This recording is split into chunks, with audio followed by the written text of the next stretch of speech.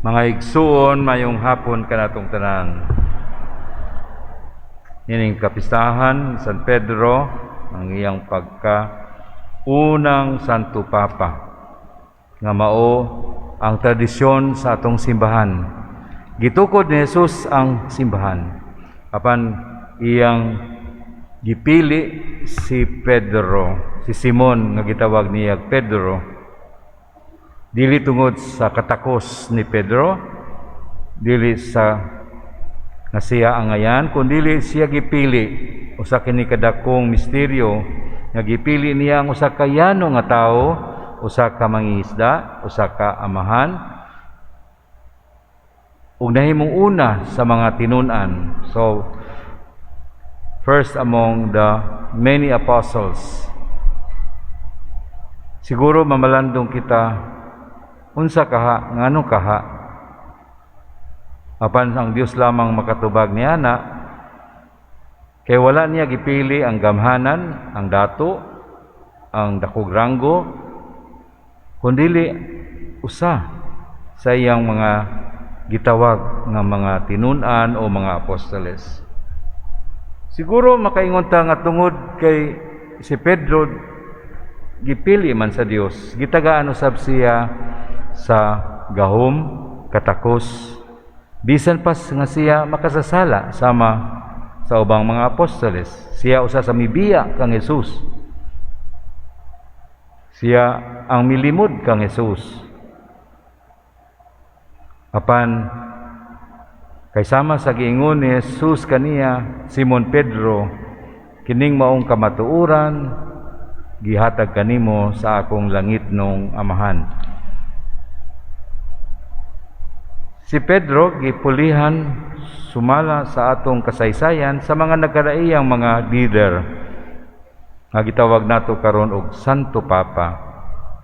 Dunay mga panahon sa kasaysayan nga medyo malisod ang mga gitawag nato, adunay mga problema sa pagka-Santo Papa, apan hangtod karon ang linya ni Pedro ug mga Santo Papa nagpabilin nga siya ang punuan o ang leader sa simbahan.